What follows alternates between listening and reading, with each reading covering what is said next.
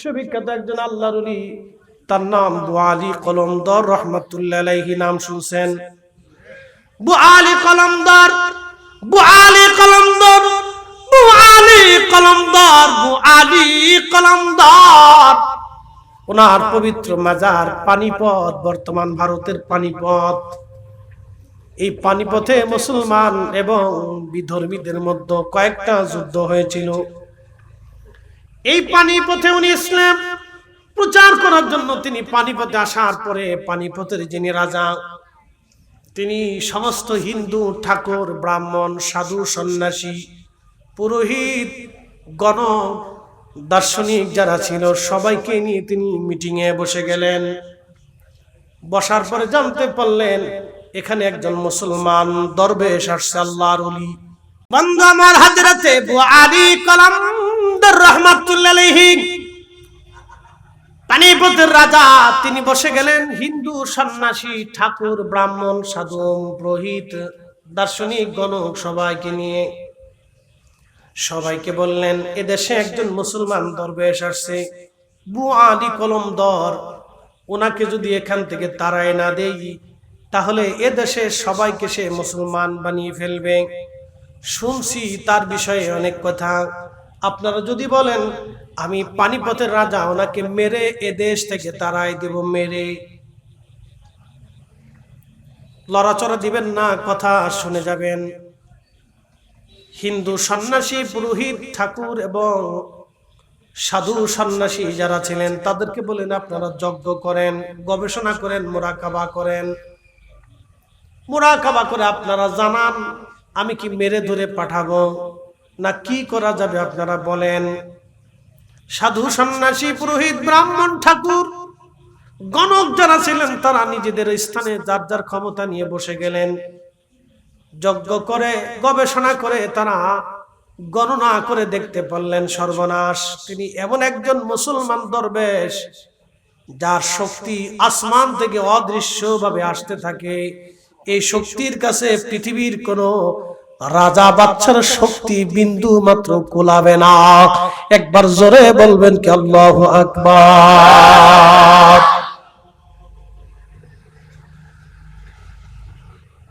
আল্লাহর ওলিদের পাওয়ার সম্পর্কে আপনি জেনে যান। বাস্তব থেকে বলতেছি। হিন্দু পুরোহিত, সাধু সন্ন্যাসী যারা ছিলেন তারা বলেন পানিপথের রাজা, ওনার সাথে আপনি যুদ্ধ করেও পারবেন না। ওনাকে যদি মারতে যান, তাড়িয়ে দিতে চান, আপনার সাম্রাজ্য ধ্বংস হয়ে যাবে। যদি সাম্রাজ্য বাঁচাইতে চান, রাজত্ব যদি টিকাইতে চান, তাহলে ওনাকে বের করা যাবে না, উত্ত্যক্ত করা যাবে না। ওনার কাজ ওনাকে করতে দেন, আপনার কাজ আপনি করেন। রাজা বলতেছে ঠিক আছে বুঝলাম, কিন্তু বলো তার ক্ষমতা কি? বলে আধ্যাত্মিক ক্ষমতা, অদৃশ্য থেকে তার ক্ষমতা আসে। বলেন তো এই ক্ষমতার মালিক কে? না না, হয় না, আরো জোরে বলেন কে? ওই ক্ষমতার মালিক আমার আল্লাহ। আল্লাহর কোরআনে আল্লাহ বলে দিয়েছেন আলা ইন্না আউলিয়া আল্লাহি লা খাউফুন আলাইহিম ওয়ালা হুম ইয়াহজানুন।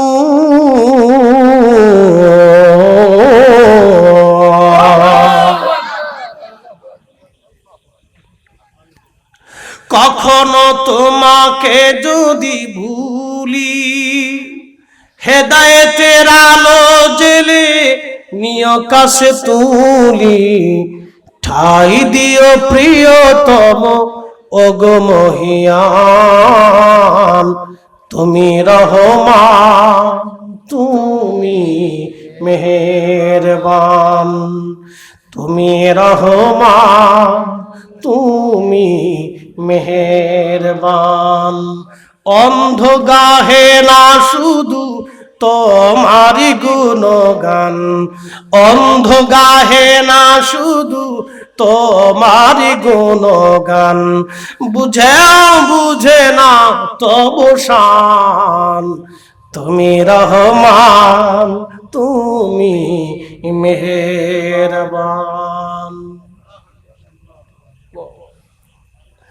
সন্ন্যাসীরা বলল রাজা অদৃশ্য থেকে তার একটা শক্তি আসে, সেই শক্তির কাছে আমরা পুরোহিত, হিন্দু, ব্রাহ্মণ, জাদুকর যারা আছি, তার শক্তির কাছে আমাদের শক্তি একেবারে হীন, ক্ষীণ, দুর্বল। আমরা পারবো না তার সাথে। রাজা উনার সাথে টক্কর দিতে গেলে আমরাও ধ্বংস হয়ে যাব, আপনি নিজেও ধ্বংস হয়ে যাবেন রাজা। অতএব বাঁচতে চাইলে ওনার থেকে সরে যান, ওনার কাজ ওনাকে করতে দেন, আপনার কাজ আপনি করেন। রাজা তো নাসর ডাক দিয়ে বলল, ও সন্ন্যাসীরা, বলো কোন কৌশল করলে ওই মুসলমান দরবেশের শক্তি নষ্ট হবে বলো। সন্ন্যাসীরা, পুরোহিত, ব্রাহ্মণরা বলতেছে, রাজা একটা কাজ যদি আপনি করতে পারেন তাহলে ওই মুসলমান দরবেশের শক্তি ধ্বংস হয়ে যাবে। বলে কি কাজ? বলে কাজটা হলো মুসলমানকে যদি, ওই মুসলমানকে দরবেশকে যদি আপনি হারাম খাওয়াইতে পারেন। বলে হারাম বলতে কি বোঝায়? বলে তাদের ধর্মে হলো নিষিদ্ধ। আমরা যেমন গরুর গোশত খাই না, ওরা তেমন শুয়োরের গোশত খায় না। আপনি যদি তাকে শুয়োরের গোশত খাওয়াইতে পারেন তাহলে এই মুসলমানের শক্তি ধ্বংস হয়ে যাবে। দেখে যান মুসলমানের ক্ষমতার উৎস কোথার থেকে আসে। আজকে আমাদের ক্ষমতা সিজ হয়ে গেছে। অলি মানো না মুসলমান, অলি আল্লাহ গাছে ধরে না, বললেই সিফা সালার নাসিরউদ্দিন আরেকজন জমিনে আনতে পারবা না। হাজার চেষ্টা করলেও কোনো মা শাহজালালের মতো একজন শাহজালাল জন্ম দিতে পারবে না। হাত উঁচা করে বলেন ঠিক কিনা?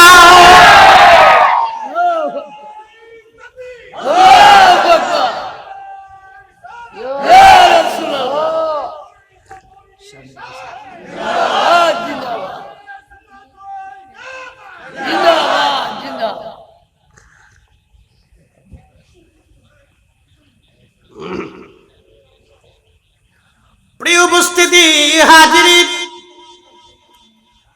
রাজা বলতেছে কি খাওয়াইতে পারি? বলে শুয়োরের গোশত খাওয়াবেন। দেখেন মুসলমানের আজ দোয়া কবুল হয় না। কিছুদিন আগে খরা গেল, এত হুজুররা দোয়া করলো, বৃষ্টি হলো না। মনে কিছু নিবেন না, আজকে হক কথা বলে দিয়ে যাই, ওইটার ভিতরে আমিও নাই, বলে দিয়ে যাই। আগে 2-3 গ্রাম মিলে একটা মসজিদ ছিল, ঠিক কিনা? 2-3 গ্রাম মিলে একটা মসজিদ। মসজিদের হুজুর যিনি ছিলেন তাকে মুন্সি সাহেব বলা হতো, অথবা আমাদের ফরিদপুরের ভাষায় বলে মোল্লা, মোল্লাজি বলতো, মোল্লাজি অথবা মোল্লা অথবা মুন্সি সাহেব বলা হতো। আহা, 2-3 গ্রাম মিলে একজন মুন্সি সাহেব ছিল। মুন্সি সাহেবের যদিও আমাদের মতো এত বড় কামিল পাস, আলিম পাস, ফাজিল পাস, ডক্টরের ডিগ্রি, আজহারি, মাদানি, আদানি বহুত কিছু আছে, এগুলি ছিল না। কিন্তু মুন্সি সাহেবের একটা জিনিস ছিল, যে বাড়ির মহিলা বেপর্দা চলতো, মুন্সি ওই বাড়ি খাবার খাইতো না। ঠিক আছে বলেন, কে জোরে বলে? এখন নাই। এদেশে যারা মিলাদ কিয়াম বন্ধ করে দিছে তাদের ভিতরেও নাই। আগের মুন্সি মিলাদ পড়ছে, মিলাদ পড়ে দোয়া করে আসছে, ফু দিছে পানির ভিতরে, পানি ওষুধ হয়ে গেছে। মুন্সি মিলাদ করলো, কিয়াম করলো, পানির মধ্যে ফু দিল, পানি ওষুধ হয়ে গেল। কিন্তু মুন্সির আসলটা ছিল যে মহিলা বেপর্দা, তার খাবার খাই নাই। আজকে মুন্সি মিলাদ কিয়াম বন্ধ করে দিয়েছে, কিন্তু যে বেটা সুদ বেশি খায়, ঘুষ বেশি খায়, সার তেল মারতে মারতে জান শেষ করে ফেলছে, তেল মারে, খালি তেল মারতেছে। এই জন্য ফু দিলেও কাজ হয় না। আপনি ঠিক বললেও ঠিক, না ঠিক বললেও ঠিক, নাহলে যে পানি দিয়ে দিলাম ফুয়ে আনতে কর, হ্যাঁ দিয়ে দিলাম ফুয়ে আনতে কর, যান নিয়ে আসে।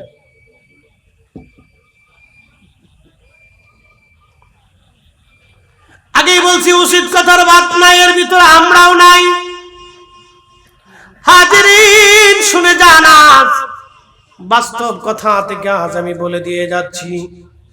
তার মানে মুন্সি সাহেবের কাছে আমাদের মা চাচি দাদিরা বলতো, যা মুন্সি দাদার কাছ থেকে পানি পরা নিয়ে আয়। ছেলে দৌড়ায় গেছে। এরকম বোতল তখন ছিল না, তখন ছিল মাটির পাতিল, মাইটা জগ, পানি ভরে নিয়ে দৌড়ায় গেছে মুন্সি দাদার কাছে পানি পরা আনার জন্য। কি জন্য পড়লো? আলহামদুলিল্লাহ রাব্বিল আলামিন আর রহমানির রহিম। কেরাতে এত শুদ্ধ ছিল না। রহমানির রহিম মালিক ইয়াউমিদ্দিন। যা, এখন আমরা আফু দেই, আলহামদুলিল্লাহ রাব্বিল আলামিন আর রহমানির রহিম মালিক ইয়াউমিদ্দিন ইয়্যাকা না'বুদু ওয়া ইয়্যাকা নাস্তাঈন।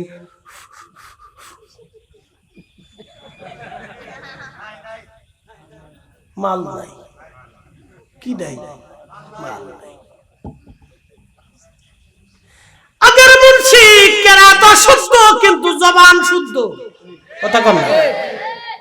নজেল চিনেননি? নজেল, ইঞ্জিনের নজলের ভিতর দিয়ে যদি তেল পাঞ্চ না হয়, যতই চিপ মারেন স্টার্ট উঠবে, গাড়ি চলবে।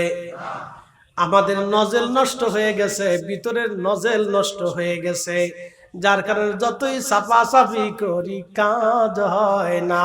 আর আগের মুন্সি সাহেবের নজেল ঠিক ছিল, উপরের জুব্বা ময়লা ছিল, টুপির কালারও সুন্দর ছিল। এখন আমাদের পাগড়ির কালারও ভালা, চেহারাও মাশাআল্লাহ ধলা, আবার দেখতেও মাশাআল্লাহ নাদুস নদুস, জুব্বাও ধলা, পাঞ্জাবিও ধলা, কিন্তু ভিতরের নজেল নষ্ট হয়ে গেছে।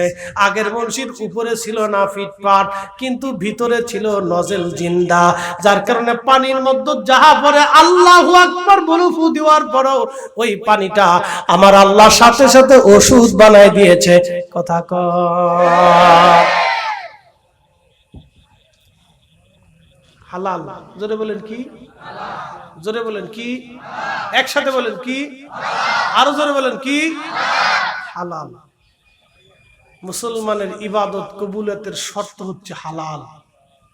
বুয়ালি কলমদার রহমতুল্লাহের সামনে শুয়ার জবাই করে পানিপথের রাজা সুন্দর করে ফ্রাই করে রান্না বান্না করে খুব জাঁকজমক করে লোক লস্কর দিয়ে মহা ধুমধামে হুজুরের দরবারে পাঠাই দিছে, বাদশাহ আপনাকে হাদিয়া পাঠাইছে।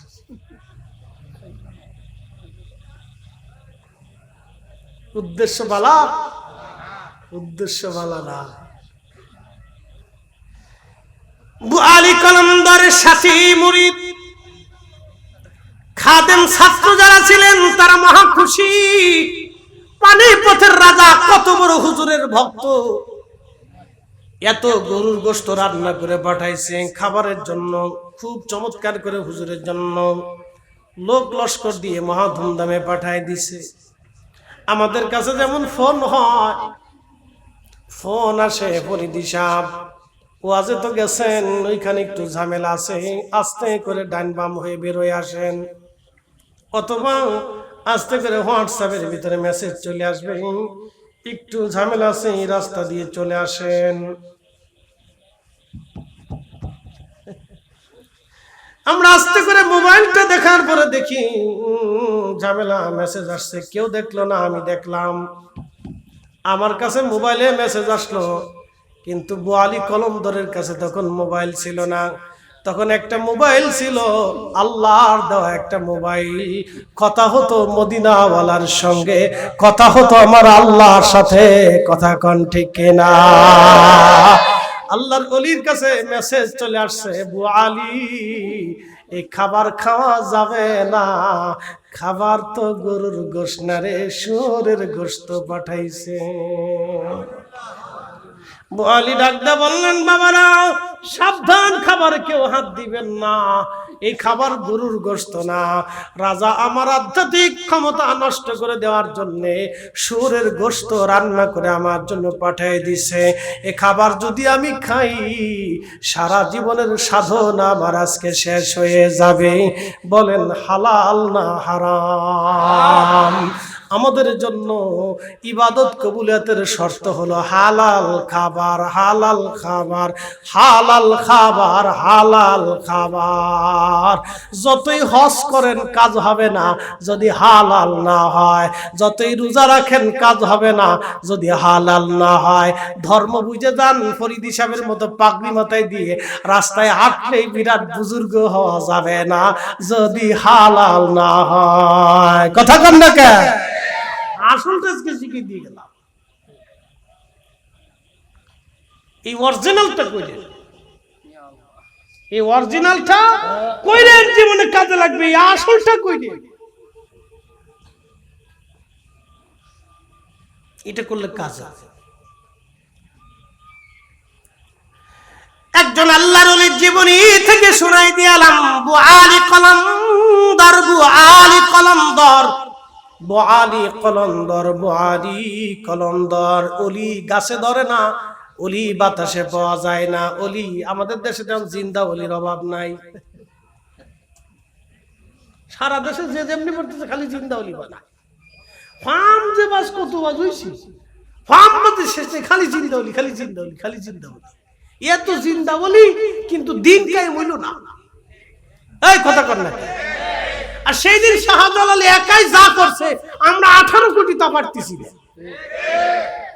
উনি একা যা করছে আমরা 18 কোটি মিলেও তা পারতেছি না।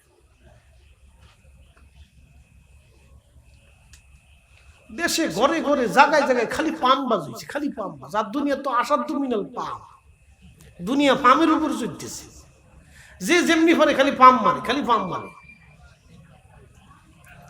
17 বছর একজনকে ফার্ম মারতে মারতে শেষ করে দিছে, আবার নতুন করে নতুন ফার্ম বাস তৈরি হইতেছে, খালি ফার্ম মারতেছে, খালি ফার্ম, খালি ফার্ম। কি কথা কর না কা? উচিত কথা বাদ নাই তো, আগে বলছি না।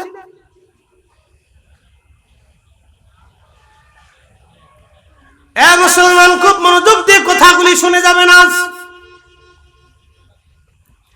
হুজুর গাউসে পাক এত বড় আল্লাহর ওলি, উনার জীবনী বলে আলোচনা শেষ পর্যায়ে চলে আসবো, আপনাদেরকে নিয়ে দোয়া করব।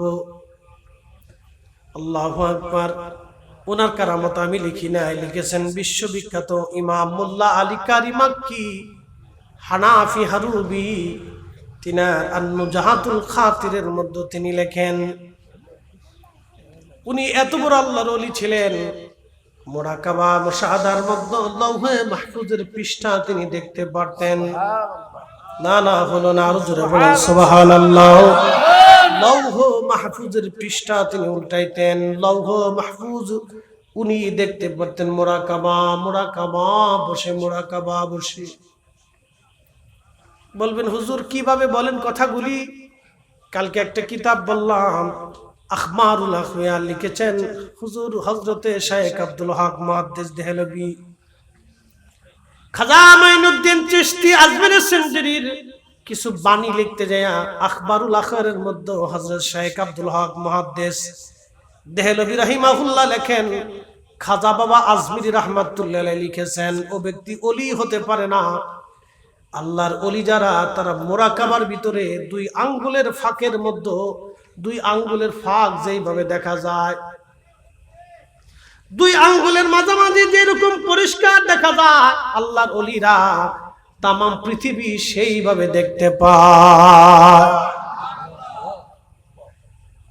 এটা হুজুর মাইনুদ্দিন চিশতি আজমিরি সেঞ্চুরি রাহমাতুল্লাহ আলাইহির বক্তব্য।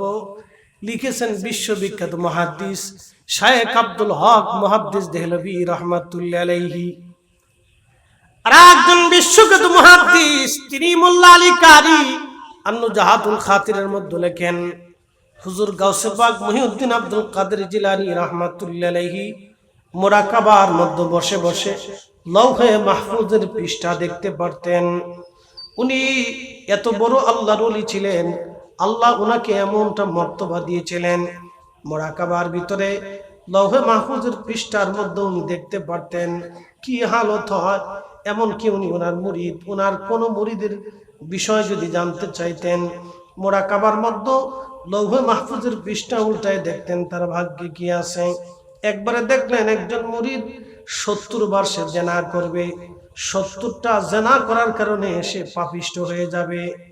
হুজুর গাউসে পাক লৌহে মাহফুজের মধ্যে এইখানা দেখার পরে আল্লাহর দরবারে কান্না শুরু করে দিয়ে বলেন, আল্লাহ সে আমারে খুব ভালোবাসে, আমিও তারে খুব ভালোবাসি, সে আমার বিশ্বস্ত মুরিদ, আমারে সারা সে কিছুই বুঝে না, আমার খুব মহাব্বত করে। আল্লাহ আল্লাহ এলাহি, আমি লৌহে মাহফুজের মধ্যে দেখলাম 70 বার জানা করার পরে সে জাহান্নামী হয়ে যাবে। আল্লাহ আমি তার মুর্শিদ, আল্লাহ তুমি আমারে তোমার বন্ধু বানাইছো, দরখাস্ত করি মালিক আমার মুরিদরে এই গুনাহ থেকে তুমি দয়া করে বাঁচাও। আল্লাহ এই পাপ থেকে তারে তুমি হেফাজত করো। আল্লাহ ডাক দেখে বন্ধু আব্দুল কাদের জিলানী, যাও, তোমার কারণে, দোয়ার কারণে আমি 70 বার জানা থেকে তারে বাঁচাই দিলাম। একবার জোরে বলা যাবে আল্লাহু আকবার। এই ঘটনা আমি লিখিনি, ইমাম মুল্লা আলী কারি 450 বছর আগে উনি ইমামুল হারামাইন ছিলেন, আর নুজহাতুল খাতিরের মধ্যে তিনি লিখছেন। এই জন্য আল্লাহর ওলিদের বিষয়গুলি খুবই মজবুত, খুবই দামি। বাবাজি, আল্লাহর ওলি হতে হলে সর্বপ্রথম তাকে আকীদা বিশুদ্ধ হতে হয়, 2 নম্বর তাকে হালাল খাবার সারা জীবন খেতে হয়। এই জন্য পৃথিবীতে কিছু ওলি আছে দেখবেন আপনি খাবার দিলেই তারা খাবে না। আগের যুগের ওলি যারা ছিলেন, উলামা ইকরাম যারা ছিলেন, খাবার কোথা থেকে আনলেন এটা দেখার পরে, জানার পরে তারপরে খাবার খাইতেন। আর এখন আমাদেরকে খাবার সামনে দিলে বিসমিল্লাহও মনে থাকে না। আত্মসমালোচনা করতেছি, আমাদের কথা বলতেছি। বন্ধু আমার, বিশ্ববিখ্যাত ইমাম আহমদ ইবনে হাম্বল, হাম্বলি মাযহাবের ইমাম ছিলেন তিনি। ইরাকের বাগদাদের বিশ্ববিখ্যাত ইমাম তিনি। 6 লক্ষ হাদিস ওনার মুখস্থ ছিল। একসাথে বলা যাবে কি মারহাবা? 6 লক্ষ হাদিস শরীফ ওনার মুখস্থ ছিল। উনি একদিন ওনার আত্মীয়র বাড়ি বেড়াইতে গেছেন। আত্মীয় অনেক দামি দামি খাবার সামনে দিছেন। ইমাম আহমদ ইবনে হাম্বল ডাক দিয়ে বললেন, বেটারে, আমার সামনে তুমি অনেক খাবার নিয়ে আসছো, কিন্তু খাবারগুলি কোথা থেকে তুমি আনছো বলো। বলতেছে, হুজুর, আমার সাথে দেশের খলিফার খুব ভালো সম্পর্ক, রাজ দরবার থেকে আমার জন্য কিছু উপঢৌকন পাঠিয়েছিল, সেই উপঢৌকন দিয়ে আপনার জন্য খাবার কিনে আনছি। হযরত ইমাম আহমদ ইবনে হাম্বল ডাক দিয়ে বলেন, বেটারে, এই খাবার আমি খাবো না। বলতেছে, হুজুর কারণ কি? রাজ দরবার থেকে আনা খাবার আপনি কেন খাবেন না? উনি তো আমারে হাদিয়া দিয়েছেন। ইমাম আহমদ ইবনে হাম্বল ডাক দিয়ে বলেন, বেটারে, তোমারে বুঝাইতে পারবো না, রাজার দরবারের খাবারের ভিতরে মানুষের, গরিব মানুষের রক্ত লাগা থাকে, জালিম মজলুমের রক্ত লাগা থাকে। রাজা বাদশার খাবারের ভিতরে, অর্থের ভিতরে মাজলুমের রক্ত লাগা থাকে, মজলুমের রক্ত লাগা থাকে। তারা গরিবের হক আদায় করতে পারে না, অন্ধের হক আদায় করতে পারে না, বৃদ্ধের হক আদায় করতে পারে না, মজলুমের হক তারা আদায় করতে পারে না। তাদের রক্তগুলি তাদের খাবারের সাথে লেগে থাকে, অর্থের সাথে লেগে থাকে। বিদায় আমি আহমদ ইবনে হাম্বল না খেয়ে থাকবো, কিন্তু রাজ দরবারের কোনো খাবার আমি খাবো না। একবার জোরে বলা যাবে কি মারহাবা? তেলের গাড়ি তেলে চলে,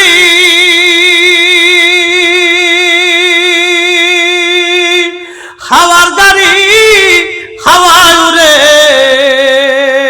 বিনা তেলে চালায় গাড়ি নবী সুলাইমান। আমরা সেই মুসলমান, আমরা সেই মুসলমান, ঠিক কিনা? সালাতুন ইয়া রাসূলুল্লাহ আলাইকুম সালামুন ইয়া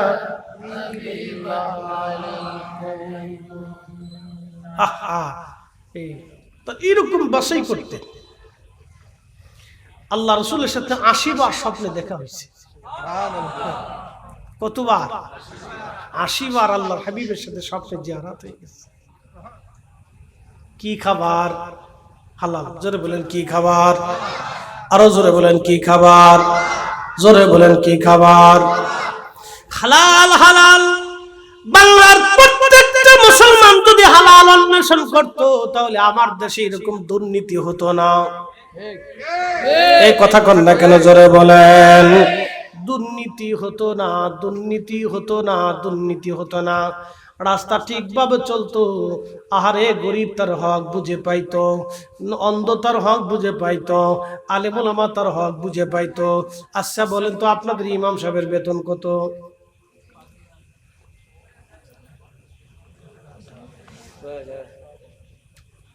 কিরে ফুলাবাইন, যা পেশাব করে এসো, যাও যাও। শেষে আবার মাহফিলে ছেড়ে দিলি বিপদ। আমার দিকে তাকান, ইমাম সাহেবের বেতন কত? ওয়াজ শেষ। হ্যাঁ, 5-6 হাজার। আমার ভাই বলছে 5-6 হাজার। আচ্ছা 6 হাজার ধরলাম। 6 হাজার হলে দিনে কত করে? একটা বিড়ির দাম কত? বিড়ি খানকে একটু হাতুসা করবেন সবাই বলি আল্লাহ। আচ্ছা যাক, সরব পাইতেছে, দরকার নাই। একটা বিড়ির দাম কত হবে? সর্বনিম্ন 5 টাকা না 10 টাকা?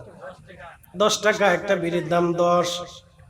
ইমাম সাহেব প্রত্যেক দিন মাসে যদি 6 হাজার হয়, ইমাম সাহেব প্রত্যেক দিন তার রুটি রুজি হয় মাত্র 200 টাকা। একটা বিড়ির দাম 10 টাকা। যে লোক বিড়ি খায় নিয়মিত, সে প্রত্যেক দিন কয়টা বিড়ি খায়? কয়টা? 10টা। আমি এক চাচারে বললাম, চাচা কি খান? বলে বিড়ি খাই। কি বিড়ি খান? বলে সোনালী বিড়ি। আমি বললাম কতটা লাগে প্রত্যেক দিন? কয় 60টা লাগে। আমি আপনি মানুষ না জিন? কয় যা বলেন আমার বিড়ি লাগবেই। আমি বললাম চেষ্টা করে দেখেন, বিড়ি খায় যদি জান্নাত পাওয়া যায় তাহলে একটু খাইয়ে দেখেন, আর কি করবেন। 10টা বিড়ি প্রত্যেক দিন যদি তার লাগে, তাহলে প্রত্যেক দিনই বিড়ির পিছনে গেলে 100 টাকা। মাসে গেল কত? হ্যাঁ, বিড়ির পিছনে একজন লোক খরচা করলো 3000। ইমামের বেতন কত? এবার আপনি বুঝেন তো, এই লোকটাকে যদি বলেন ভাই ইমামের বেতন আপনি 500 টাকা শরীক হন, সে 500 টাকা দেয় না, 50 টাকাও দিবার চায় না, কিন্তু বিড়ির পিছনে খরচা করে। আবার ডাক দেখায় আমার বাবা মুসলমান, আমি নিজে মুসলমান। শয়তানে হাসে আর মুসলমান মুসলমান বিড়িতে খরচা করছে 3000, ইমামের বেতন দেয় না 50 টাকা। মুসলমান, আপনার ইমামের সাথে আপনি জুলুম করছেন, অন্যায় করছেন। কিয়ামতের ময়দানে আল্লাহর আদালতে আপনাকে দাঁড়াইতেই হবে। অবশ্যই দাঁড়াইতে হবে।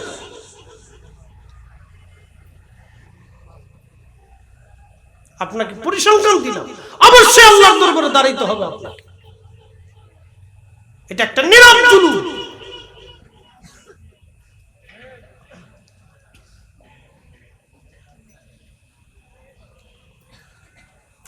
একটা সমাজের উপরে ইমাম নির্ভর করে। আর কিছু ভরণ পোষণ ভালো মতো পোষায় দেওয়া। 6 হাজার টাকা একটা পরিবারের কি হয় বলেন? স্ত্রী আছে, মেয়ে আছে, ছেলে আছে। ওই মেয়েটা ছেলেটা আমাদেরই সন্তান, ওই স্ত্রী ইমাম সাহেবের স্ত্রী আমাদেরই বোন, আমাদের ভাগ্নি, আমাদের ভাতিজি হবে কারো, আমাদের কন্যা, আমাদের মেয়ে হতে পারে। তার জীবনের একটা শখ আছে, বাচ্চাদের জীবনের একটা আশা আছে। মাত্র 6 হাজার টাকা। একজনের বিড়ির পিছনে খরচ হয় 3 হাজার টাকা, আর একজন ইমাম সারা মাস পরিশ্রম করে পায় মাত্র 6 হাজার টাকা। তারপরও 1 মাস দেয়, 2 মাস দেয় না, 2 মাস দিলে 3 মাস হয় না, এরপরে ঈদের সময় আসলে কয় দেবানে, তারপরও আবারও হয় না। শুনুন, এগুলি একটা জুলুম, অন্যায় অন্যায় অন্যায়। আমি আপনাকে বলতেছি এটা অন্যায়, এগুলি করবেন না বাবাজি। আপনার জন্য যদি 100 টাকা বলা হয়, তাহলে 100 টাকা আপনি মসজিদের জন্য বরাদ্দ করে দেন। কিয়ামতের ময়দানে মসজিদ সম্পর্কে আপনি জিজ্ঞাসিত হবেন আল্লাহর কাছে। আল্লাহ জিজ্ঞেস করবে, ও বান্দা, তোমার জিম্মাতে আমার ঘরটা ছিল, তুমি কি করছো? আল্লাহ কিয়ামতের ময়দানে জিজ্ঞাসা করবে। ভাই আমার, আপনাদেরকে অনুরোধ করবো, মা বোনেরা যারা আমার ওয়াজ শুনতেছেন, কষ্ট দেওয়ার জন্য বলতেছি না ভাই, আপনারা একটা মানসম্মত ইমামের জন্য বেতনকে নির্ধারিত করবে, যেটা করলে ওনার একটু সুবিধা হবে, একটু আসান হবে, একটু সন্তুষ্ট হবে। আপনি হয়তো 50 টাকা দিচ্ছেন, এখন 100 টাকা দিবেন, 100 টাকা দিতেন, হয়তো আর 100 টাকা আপনি বাড়াই দিবেন। সবাই মিলে যদি আপনারা করেন তাহলে অনেক সুন্দর হবে। সারা দেশের জন্য এটা মেসেজ, শুধু আপনাদের এলাকার জন্য না। আমি ভাইকে জিজ্ঞেস করলাম, ইনি ভাই বললেন 6000 টাকা। কালকে আমি আমার ফরিদপুরে জিজ্ঞেস করছি, কয় 2000 টাকা। আমি শোনার পরে আমার গা শিহরে উঠছে। আমি বললাম, আপনি কি মুসলমান না অন্য কোনো জাতি? লজ্জা করেন আপনাদের 2000 টাকা ইমাম সাহেবদের দেন? শরম করেন আপনাদের? হুজুর কি করবো, পাবলিকে দেয় না। পাবলিক কি মানুষ না জানোয়ার? 2000 টাকা একজন মানুষের সারা মাস পরে কি করে বেতন দেয়? সি সি সি, সমাজ এত নিকৃষ্ট হতে পারে? আমি তাদেরকে বললাম যে এত নিকৃষ্ট আপনারা হতে পারেন যে 2000 টাকা ইমাম সাহেবের বেতন দেন আপনারা?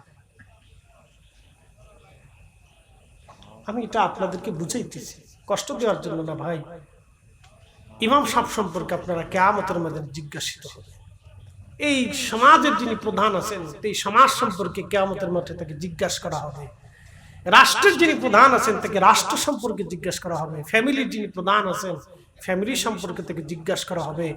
এই মসজিদের মহল্লার যিনি প্রধান আছেন তাকে মসজিদ সম্পর্কে, মুসল্লিদেরকে মসজিদ সম্পর্কে জিজ্ঞাসিত করা হবে।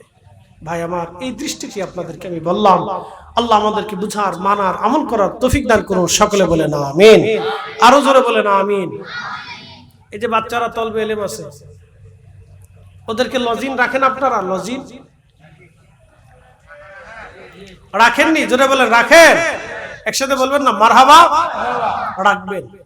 বলে হুজুর কারণ কি, কেন রাখবো? একটা ঘটনা আজকে বলে দিয়ে ওদেরকে লজিনে কেন রাখবেন আমি বলে দিয়ে যাই। কষ্ট হচ্ছে আপনাদের? আর একটু সময়, মাত্র 10টা মিনিট সময় আমাকে দেন, বেশি রাত করবো না, শেষ করে দেবো। একসাথে সকলে বলি তো আল্লাহু আকবার। না না হয় না, আরো জোরে বলেন আল্লাহু আকবার। কেন রাখবেন ওদেরকে? কিসের জন্য আপনি রাখবেন, লজিনে রাখবেন? কারণ কি বলেন হুজুর? আপনারা ফ্যামিলির মধ্যে 5 জন লোক থাকেন, একটা মাদ্রাসার তলবে আলেমকে যদি আপনি আপনার বাড়িতে নিয়ে খাওয়ান, ওই 5 জনের সাথে ওই ছেলেটার খাবার হয়ে যাবে, হয় না ভাই? হয়ে যাবে। আপনার 5 জন ফ্যামিলির সাথে ওই বাচ্চাটার খাবার হয়ে যাবে। আপনি যা খান ওরা তাই খাওয়ান। কিন্তু আমাদের দেশের কিছু মহিলারা আছে, তারা খুব নরম, সফট, ভালো। তারা চেষ্টা করে যে বাচ্চাটা আমার বাড়িতে খেয়ে মাদ্রাসায় পড়ে, ওর কিছু ভালো মন্দ, ওর কিছু আলাদা টুকায় টাকায় রেখে দিয়ে ওর জন্য খাওয়ায়। বলে কারণ কি? যে ছেলেটা আলেম হবে, কোরআনের হাফেজ হবে, ও কোরআন পড়ে, আমার জন্য দোয়া পাবে। দোয়ার আশা মহিলা খাওয়া, এটা ভালো একটা গুণ। তো মনোযোগ দিয়ে, তো বাচ্চাটা কেন খাওয়াবেন? আমি একটা ঘটনা শোনাই। বিশ্ববিখ্যাত একজন বাদশা ছিলেন, তার নাম সুলতান মাহমুদ গজনবী রহমতুল্লাহ আলাইহি। বর্তমান আফগানিস্তানের গজনি, কাবুলের রাজধানী যেটা, এই রাজধানীতেই তখন গজনি ছিল। এটাকে গজনি বলা হতো, গজনি। এলাকার নাম গজনি আছে, ওই গজনি সাম্রাজ্য ছিল। বর্তমান Afghanistan, Uzbekistan, Tajikistan, Turkmenistan, Azerbaijan, এরপর ইরান, এরপর আফগান, পাকিস্তান, বিরাট অংশ মিলে গজনি সাম্রাজ্য ছিল তখন।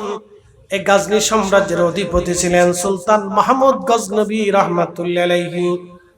উনার অভ্যাস ছিল রাতের আধারে ঘুরে ঘুরে ঘুরে ঘুরে উনি দেখতেন কে খায় কে খায় না, প্রজাদের হাল হাকিকত কি উনি ঘুরে ঘুরে দেখতেন।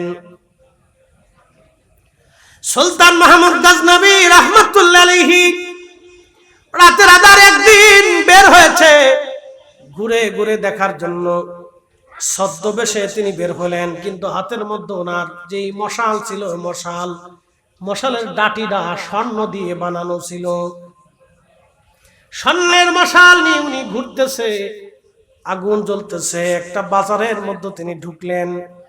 ঢোকার পরে দেখে একজন দোকানদার মিটি মিটি করে চেরাক জ্বলে। ওই দোকানদারের চেরাকের পাশে বসে একটা তলবে আলেম কিতাব পড়তেছে, কোরআন পড়তেছে। সুলতান মাহমুদ কাছে গেলেন, ছেলেটাকে জিজ্ঞেস করলেন, বেটা তুমি কোন মাদ্রাসায় পড়ো? বলে পাশের মাদ্রাসায়। তুমি এই প্রদীপে পাশে বসে বসে কিতাব পড়ো, তোমার কি প্রদীপ নাই? বলতেছে না, আমি গরিব মানুষ, এতিম, মাদ্রাসায় প্রদীপ কেনার মতো আমার পয়সা নাই, আমি দোকানদারের দোকানের প্রদীপে বসে বসে আমি কিতাব পড়ে চলে যাই। সুলতান মাহমুদ গজনবীর খুব চিন্তা এসে গেল, আহারে আমি সুলতান মাহমুদ গজনবী, আমি স্বর্ণের প্রদীপ দিয়ে রাস্তা চলি, আর কোরআন কিতাব পড়তেছে আমার রসুলের মাদ্রাসার বাগানের একজন তলবা ইলম, তিনি আজকে অন্যের প্রদীপের আলো হাওলাত করে কিতাব পড়ে, কিয়ামতের ময়দানে আমি কোন মুখ নিয়ে আল্লাহ রসুলের সামনে দাঁড়াবো? আহা, আশিক রসুল ছিল, আমি কোন চেহারা নিয়ে আল্লাহর হাবিবের সামনে মেহেশরের মাঠে দাঁড়াবো? রসুল যদি আমাকে জিজ্ঞাসা করেন, আমি কি জবাব সেই দিন দেব? শ্রেষ্ঠ নবী দিলাম তরিয়ে নিতে রোজাসুরি, পথ না ভুলি তাই তো দিলে পাক কোরআনের বাণী, খুদা তোমার মেহেরবানি।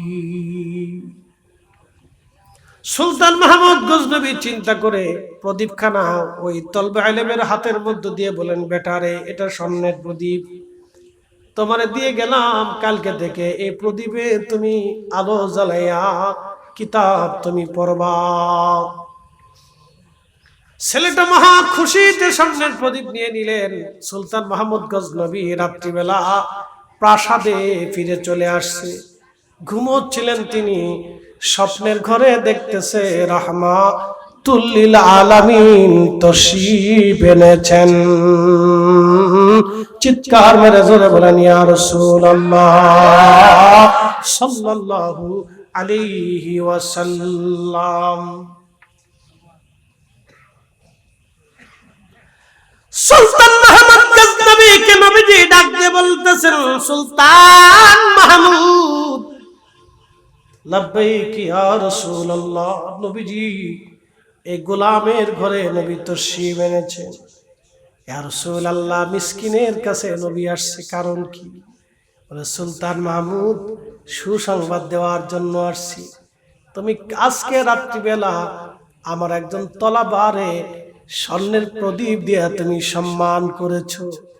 ও সুলতান মাহমুদ গজনবী, আমি সুলতানের সুলতান, দুজাহানের সুলতান, আল্লাহর হাবিব তোমাকে দোয়া করে দিয়ে গেলাম, তুমি স্বর্ণের প্রদীপ কেন আমার একজন তলাবাকে দিয়ে তুমি তারে সম্মান করো নাই, মূলত আমাকে সম্মান করেছো। সুলতান, আমি দোয়া করে দিলাম, দুনিয়া এবং আখিরাতে আল্লাহ তোমারে সম্মানিত করবে। চিৎকার মেরে জোরে বলেন আল্লাহু আকবার। আহা, মাথায় টুপি, টুপি তাকে জান্নাতে নিতে পারবে না, কারণ সে 18 কোটি মানুষের হক মেরে দিছে। তার শরীরের প্রত্যেক রন্দে রন্দে রন্দে রন্দে রক্তে মাংসে সব হারাম। তার এই দাড়ি তাকে বেহেশত নিতে পারবে না, কারণ শরীরের রক্তের ভিতর দিয়ে তার নাপাক। তার এই পাঞ্জাবি জুব্বা তাকে বেহেশত নিতে পারবে না, কারণ শরীরের রক্তের ভিতর দিয়ে নাপাক। বেহেশত যাওয়া সম্ভব না। আমি এই কথাটা বোঝানোর জন্য আমার দেখা বাস্তব আজ আপনাদের সামনে তুলে ধরলাম। আজ একদিন মাটির ভিতরে হবে ঘরে মন আমার, কেন বান্ধু দালান ঘর। পৃথিবীতে অনেক ধর্ম আছে, প্রত্যেকটা ধর্মই তাদের নিজস্ব বিশ্বাসের উপরে প্রতিষ্ঠিত। পৃথিবীতে অনেক দেশ আছে, বাংলাদেশের সাংবিধানিক কাঠামো আছে। বাংলাদেশ তার সংবিধানের রুলস অনুযায়ী একটা দেশ পরিচালিত হয়, এই জন্য এটা সেকুলার একটা রাষ্ট্র, গণপ্রজাতন্ত্রী বাংলাদেশ সরকার। যদি কোনোদিন এদেশে ইসলামী হুকুমত কায়েম হয়, খেলাফত প্রতিষ্ঠিত হয়, তাহলে কোরআন এবং সুন্নাহের ভিত্তিতে রাষ্ট্র পরিচালিত হবে, যদি হয়। কিন্তু বর্তমানে যেটা চলতে সেটা হচ্ছে সেকুলার গণপ্রজাতন্ত্রী। তার একটা সংবিধান আছে, রুলস আছে, আইন আছে। এই আইনের ভিত্তিতে দেশ এবং জনগণ, রাষ্ট্র, অর্থনীতি, সমাজনীতি সব পরিচালিত হয়। খুব মনোযোগ দিবে, পৃথিবীর প্রত্যেকটা দেশেরই তার সাংবিধানিক রুলস আছে। বর্তমান পৃথিবীতে শুধুমাত্র আফগানিস্তান, সৌদি আরব, হয়তো আনুষঙ্গিক কিছু জায়গাতে কোরআন সুন্নাহের আলোকে রাষ্ট্র পরিচালিত হয়। তো কতটুকু পরিপূর্ণতা আমি জানি না। তবে খোলাফায়ে রাশিদিন যেই পদ্ধতিতে রাষ্ট্র পরিচালনা করেছিলেন সেই পদ্ধতিতে আর কখনো হবে কিনা আমার জানা নাই, ইমাম মাহদী আলাইহিস সালামের আগ পর্যন্ত। অ্যাটেনশন, প্রত্যেক দেশ তার নিজস্ব সাংবিধানিক রুলসে পরিচালিত হয়, প্রত্যেক ধর্ম তার বিশ্বাসে পরিচালিত হয়। আমাদের দেশে পূজা হচ্ছে সনাতন ধর্মের 33 কোটি দেবতা আছে, তারা 33 কোটি দেবতায় বিশ্বাসী। সেটা তার ধর্ম, সে পালন করুক, ওটা আমার বিষয় না। আমি শুধু বোঝানোর জন্য আপনাকে বলতেছি যে 33 কোটি দেবতায় তারা বিশ্বাসী। যেমন তাদের বিদ্যার দেবতা আছে, তাদের ধারণা অনুযায়ী বিদ্যার দেবতা আছে, বৃষ্টির দেবতা আছে, এই আপনার সমুদ্রের দেবতা আছে, খাবারের দেবতা আছে, চিকিৎসার দেবতা আছে, অর্থনীতির দেবতা আছে, নিরাপত্তার দেবতা আছে। এই তাদের বিশ্বাস অনুযায়ী এক একটা বিষয়ের উপরে এক একটা দেবতা আছে। তো এরকম হিসাব করতে করতে করতে করতে করতে করতে 33 কোটি। আমরা যারা, অ্যাটেনশন, খুব মনোযোগ, আমরা যারা মুসলমান, আমরা কয় আল্লাহতে বিশ্বাসী? একসাথে বলেন, আরো জোরে একসাথে বলেন আল্লাহু আকবার, আরো জোরে আল্লাহু আকবার। কয় আল্লাহ? হ্যাঁ, একসাথে বলেন কত আল্লাহ? একসাথে বলেন কত আল্লাহ? লা ইলাহা ইল্লাল্লাহ, লা শারীকা লাহ, কোনো শরীক নেই, ঠিক কিনা? আমরা এক আল্লাহতে বিশ্বাসী, এটা আমাদের বিশ্বাস, এটা আমাদের কি বিশ্বাস। قل هو الله أحد الله الصمد لم يلد ولم يولد ولم يكن له كفوا أحد। সূরা ইখলাস হচ্ছে আল্লাহর তাওহীদ ও রুবুবিয়তের চরম সাক্ষী। قل هو الله أحد الله الصمد। আল্লাহর একটা পরিচয় হচ্ছে আল্লাহ কারো মুখাফিক কিনা। আমরা সব আল্লাহর মুখাফিক, মনোযোগ দিবেন। আমরা আল্লাহ কারো মুখাফিক কিনা। সমগ্র সৃষ্টি কার মুখাফিক? আল্লাহর মুখাফিক। এই যে আপনি অক্সিজেন ছাড়তেছেন, নিচ্ছেন, নিঃশ্বাস ছাড়তেছেন, নিচ্ছেন, সবারটা কিন্তু চলতেছে, কথা ঠিক কিনা? প্রতিনিয়ত আপনার জন্য খাবার, রিজিক, স্বাস্থ্য, পুষ্টি যিনি একসাথে সুনিয়ন্ত্রিতভাবে প্রত্যেক সৃষ্টির মধ্যে পুঙ্খানুপুঙ্খভাবে কোনো ত্রুটি বিচ্যুতি ব্যতীত যিনি পরিচালনা করেন, সে মালিকের নাম কি? না, আওয়াজটা দুর্বল হচ্ছে, এটা তাওহীদের সাক্ষী। জোরে বলেন কে? বৃষ্টি কার হুকুমে? মনোযোগ দেন।